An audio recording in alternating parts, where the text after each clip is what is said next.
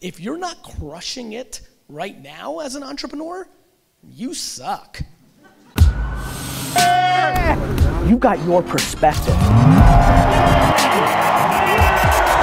just want to be happy. Don't you want to be happy? And that's really got me to where I am today. So if there's one person in the entire world that I have to thank for all my business hustle, it is Garyvee, and he's here right now. Gary, let's get on stage, baby. Go with this. Can I help? Welcome to Vid Summit here too. Glad to have you back. Thank you, brother. Yeah. Hello. Hello. Hello, Vid Summit. Thanks for having me. So just having a great sense of like the way people have been tweeting about the event and a good understanding of who's in the room. I actually want to do quite a bit of Q&A today. So before I go any further, you guys said you had runners. I just want to get a sense, like where are the runners? And like I might go into it like 10 or 15 minutes in. So Vid Summit crew, be ready for me because I'm about to go into it. And so just raise your hand if you have a question when I open that up. And I want to go questions because ultimately what I think is super important about when you produce content or when you speak, I think the biggest, actually this is a great starting point. I genuinely believe that the far majority of this room is not achieving what they want to achieve if they're not. So if you're sitting here and you haven't amassed enough audience or revenue or whatever might be running through your mind, the biggest thing that I've seen over the last 12 years that I've deeply been paying attention to creators, and just to give people context here, it was great to see Rob Sandy, the CEO and founder of vidIQ, who was also the CEO and founder of a company called Vidler, which was the platform that I switched my wine show from, because I started a wine show on YouTube on February 21st, 2006, less than 1 year after YouTube came out. 99% of the videos on YouTube when I started were ripped off content from television or these very quick, less than a minute kind of funny clips of like Mentos in a Coke bottle and things of that nature. I sat down and did a 25-minute show. It was mainly kids and tech nerds. I did a 25-minute show on wine and me tasting wine, and literally for the first 18 months, barely anybody watched it. And so it's interesting for me to like be at this event, knowing that there's so many people that are creating.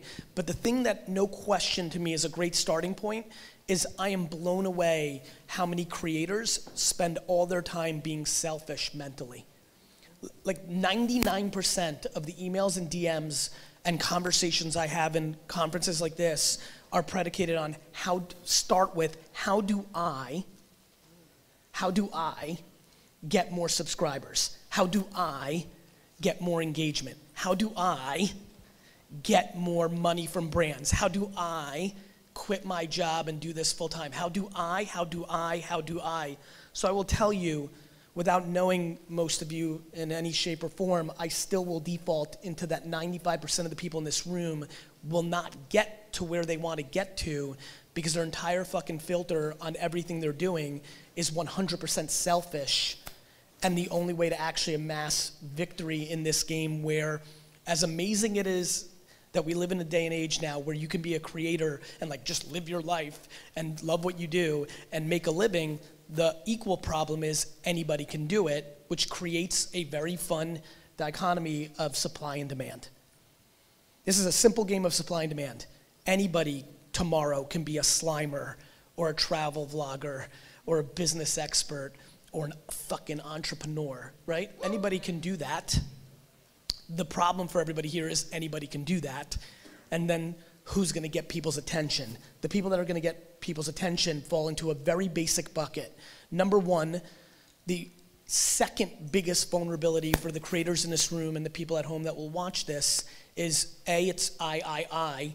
B, it's just not the truth. For me, one of the most interesting things that I watch every day in this space is people think that fake it till you make it is still real. There are so many people posing it because they feel like they have to inflate their backstory or what they're capable of or the advice that they're giving to break out, yet that is the exact same reason that they won't break out. To me, everybody who's trying to be a life coach or expert or, you know, an entrepreneurial expert, like the amount of people that are entrepreneurial experts but have never built an entrepreneurial thing. Look, I wish I could be a quarterback of an NFL team, but like I can't, and all of you can see that, and it's proven. Unfortunately, with entrepreneurship, it's not proven. You can just put it in your Instagram profile, and thus you are. The big advantage that everybody in here, like myself, that's over 40 has, is we've lived through an economic meltdown. We've lived through everything, you know, we lived through, I mean, there was one in 01 and 07, so we got too quick, like, and then if you're older enough, you've got 92, and like, you know, 79, I mean, that was the worst. Like, Jimmy Carter fucked it up, guys.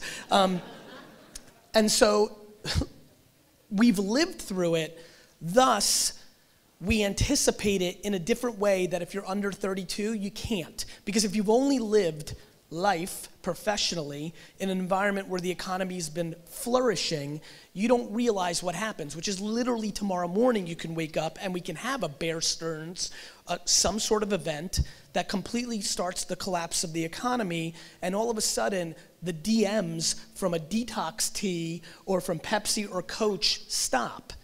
And if your entire money is coming from your audience that buys let me tell you what stops when the economy collapses. People don't just want to buy a $22 t-shirt that has a funny saying on it. Big brands don't want to pour money because they don't have it into the market. And so where I'm really going with this is a couple things. Context is what drives a lot of success. When you read all your comments for all your content, you get context from your audience, and it helps you think about the next place you can go with your storytelling instead of you just being creative and guessing, but you have to put in the work to read the comments. Context in understanding what's happening right now in the global economy. This is all growing, but it's growing during a time of frothy, massive economic growth. So if you're sitting here and your strategy is, I'm gonna get off my job and I'm gonna get into this, or I'm now making 80K a year doing this, but I'm about to go to $500,000, you have to contextualize the moment we're in. I tell entrepreneurs all the time, and I don't wanna razz here, but I want everybody to wrap their head around it. If you're not crushing it right now as an entrepreneur, you suck. This is the easiest era ever to be winning, and you have to contextualize that. So, a couple things. You might just start now and you're only 3 months in, you didn't have time to crush it. But fuck, if you've been trying to do it as an entrepreneur for the last 5.5 years and it's not clicking, you need to work for somebody. You wanna know what most people's vulnerability is? The reason I always win, every time I enter something else, it's what can I do for you? And not the person that has 11 million, just the person that's right next to me, because karma and doing the right thing and kindness and being a fucking human always wins in the end. Always. It does. It does, because what you don't know is the person next to you may have 48 subscribers, but his aunt runs shit. And everybody here is jockeying and overthinking and politicking in their head, all from a selfish place, and all the magic sitting in the doing the right thing, saying hello, being patient, but most of all, the thing that will speed you up in the thing that you want to accomplish, no question, is you've got to become religious about your audience. Like, you have to become religious about your audience. Like, guys, honestly, straight up, if you're sitting in the crowd right now, it's unacceptable for you not to reply to the comments you get on your content. I don't know how, honestly, like, fuck it. Like, I'm just gonna go that literal with it. I don't like to do definitives things because that's just not how life is, but I'm just comfortable going there. It is actually fundamentally, grossly negligent and unacceptable for you to be in a place where you do not reply with a thank you or a heart or a meaningful, you read it and you meaningfully wrote something back to every single comment you have right now in whatever limited that is, because those 7 people are disproportionately the reason you're gonna get 17. And yet you're so worried about getting the next 10 that don't know you, you're giving no fucking love to the 7 that decided to watch your horse shit. My favorite people here are the ones like, people don't get me yet. I'm too over the top for them. I'm too futuristic. People don't understand me yet. They understand you. They think you suck. like, I love that shit. Like, Gary, I'm coming from a totally different angle. No, you're not, Angel. You actually just suck. People want to PR themselves to not address their insecurities. To me, the market is right. If you're not winning right now, it means you're losing. It means the market doesn't like what you're putting out. Now, you have a question to ask yourself. Are you gonna do something that you think the market's gonna like because you want that short term, but it's not your authentic self? Or are you gonna stay the course of what you do and see how it plays out? For me, the second one's clearly amazing. Here's why. My big problem right now with this space is that everybody's trying to make $1 million a year. I'm trying to get people to understand that if you're making $53,000 a year or 92 or whatever it may be doing something you hate, wouldn't it be awesome if you can make that same exact number just making videos about Star Trek or fucking Supreme clothes or like making yogurt, right? Like, to me, what has really bothered me about this space is I don't think people realize the long tail of this space is the special thing of this whole game.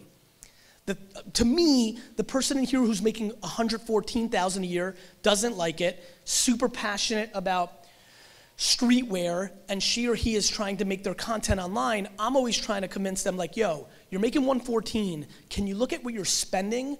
Can you live a little more humbly so actually you only need 82? Because if you only need 82, you can get faster to getting happy, and once you get on the game to making 82 in ads and brand deals, you'll get to 114 in a second, because now you're gonna have full-time energy and it'll open it up. We have a very big problem that we're creating infrastructure costs around ourselves. There's a lot of people here who are like hiring post-production people and a PR person and fucking building out a team, and they've got no money coming in to look the part.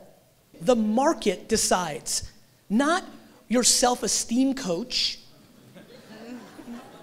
You know what I mean? The market. If you're so good and you're worth $500 an hour as a designer or an editor, that means people are actively paying you. And if you're not, living in an ivory tower in your own fucking head that you're worth $500 is why 99% of people lose. They buy shit they don't need, which then makes them stuck in their business. It's a fucking evil game. Like you see me talking a lot about move back home, do this stuff. I'm doing it because moving into your in-laws' basement as a man takes a level of humility and confidence that most people don't roll with, but it's gonna be the single reason. How old are you? 38. It's gonna be the single reason, the core foundational reason that you're gonna be happy for the next 70 years. People are literally not willing to take one step backwards to be happy in perpetuity because they're worried their buddies from high school on Facebook are gonna make a snarky comment of them living in their in-laws' basement. Go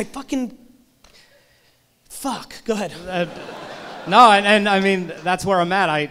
I have an MBA. I'm a retired Marine. I'm like, what are people gonna think? And at some point, I was just like, forget it. It just doesn't matter, bro. Yeah. Like they're not living your life. So, you're right. So, you always say people offer you lunch or coffee. You're like, there's no value in that for me. Yeah, I mean, you know, no. I don't like when people do it. Like, I hate that people at this point still think they can trick me. Like, I'm disrespected by their audacity that they're fooling me with their big upfront, like, Gary, I'm gonna do you a huge favor. I'm gonna pick you up at the airport and get you cozily to your fucking hotel. I'm like, Dick, I'm tired. I don't need to fucking give you advice for 40 minutes after I land of a 7-hour flight to go into my hotel room. So it's not that it's not worth it. It's when I hate when people posture and pose it as they're giving me something. It's far more likely when they just ask authentically.